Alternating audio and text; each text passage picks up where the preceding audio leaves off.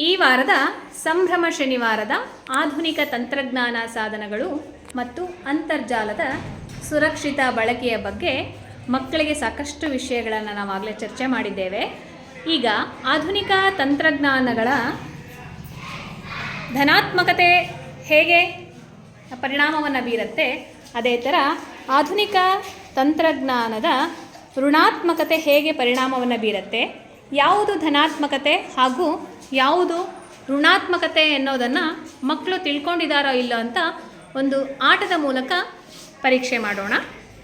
ಇವತ್ತು ಆಧುನಿಕ ತಂತ್ರಜ್ಞಾನವನ್ನು ನಾವು ಋಣಾತ್ಮಕವಾಗಿ ಹೇಗೆ ಬಳಸ್ತಾ ಇದ್ದೀವಿ ಮತ್ತು ಧನಾತ್ಮಕವಾಗಿ ಹೇಗೆ ಬಳಸ್ತಾ ಇದ್ದೀವಿ ಅಂತ ಒಂದು ಚಿಕ್ಕ ಆಟವನ್ನು ಆಡೋಣ. ನಾವೊಂದು ವಾಕ್ಯ ಹೇಳ್ತೀವಿ, ಅದು ಸರಿ ಇದ್ರೆ ಧನಾತ್ಮಕತೆ ಕಡೆ ಹಾರಬೇಕು, ತಪ್ಪಿದ್ರೆ ಋಣಾತ್ಮಕತೆ ಕಡೆಗೆ ಹಾರಬೇಕು. ಓಕೆನಾ? ರೆಡಿಯಾ? ಓಕೆ. ಒಂದೇ ವಾಕ್ಯ, ಯೂಟ್ಯೂಬ್ನಲ್ಲಿ ಯಾವಾಗಲೂ ಫಿಲ್ಮ್ ನೋಡಬೇಕು. Very good. ಇಂಟರ್ನೆಟ್ನಿಂದ ಶಾಲೆಯ ಪ್ರಾಜೆಕ್ಟ್ಗಳನ್ನು ಮಾಡುವುದಕ್ಕೆ ಸಹಾಯ ಪಡೆದುಕೊಳ್ಳಬಹುದು. Very good. ಜಾಹೀರಾತಿನಲ್ಲಿ ಬರುವ ಎಲ್ಲಾ ಕ್ರೀಮ್ಗಳನ್ನು ಕೊಂಡುಕೊಂಡು ಹಚ್ಚಿಕೊಂಡರೆ ಮುಖ ಸುಂದರವಾಗುತ್ತದೆ. ಯೂಟ್ಯೂಬ್ ಅನ್ನ ನೋಡಿ ಶಾಲಾ ವಾರ್ಷಿಕೋತ್ಸವದಲ್ಲಿ ನೃತ್ಯಗಳನ್ನು ಮಾಡಬಹುದು. Very good. ಊಟ ಮಾಡುವ ವೇಳೆ ಯಾವಾಗಲೂ ಟಿವಿ ನೋಡುತ್ತಾ ಊಟ ಮಾಡಬೇಕು. Very good.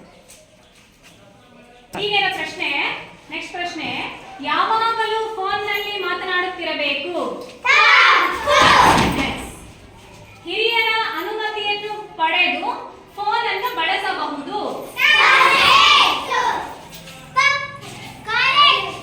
ಹಿರಿಯರ ಅನುಮತಿಯನ್ನು ಪಡೆದು ಫೋನ್ ಅನ್ನು ಬಳಸಬಹುದು. ಸರಿ. ದೊಡ್ಡವರ ಸಹಾಯವನ್ನು ಹಿರಿಯರ ಅನುಮತಿಯನ್ನು ಪಡೆದು ಫೋನ್ ಅನ್ನು ಬಳಸಬಹುದು. ಓಕೆನಾ? ಯಾವಾಗಲೂ ಜಾಹೀರಾತುಗಳಲ್ಲಿ ತೋರಿಸುವಂತ ಎಲ್ಲಾ ವಸ್ತುಗಳು ತುಂಬಾ ಚೆನ್ನಾಗಿರ್ತವೆ. ಶಾಲೆಗೆ ಸಂಬಂಧಪಟ್ಟಂತ ಯಾವುದಾದರೂ ಚಲನಚಿತ್ರಗಳು ಬಂದರೆ ಅಥವಾ ಮೌಲ್ಯಯುತ ಚಲನಚಿತ್ರಗಳು ಬಂದರೆ ಅವುಗಳನ್ನ ಟಿವಿಯಲ್ಲಿ ನಾವು ನೋಡಬಹುದು. ಕರೆಕ್ಟ್ ಅಲ್ವಾ?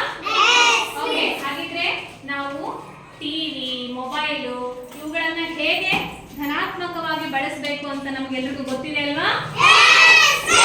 ಯಾವುದು ಒಳ್ಳೇದು ಯಾವುದು ಕೆಟ್ಟದ್ದು ಅಂತ ಗೊತ್ತಿದೆ ಅಲ್ವಾ? ನೀವು ಹೆಚ್ಚು ಹೆಚ್ಚು ಪುಸ್ತಕಗಳನ್ನ ಓದೋದ್ರಿಂದ ನಿಮ್ಮ ಆಲೋಚನಾ ಶಕ್ತಿ ಬೆಳೀತಾ ಹೋಗುತ್ತೆ.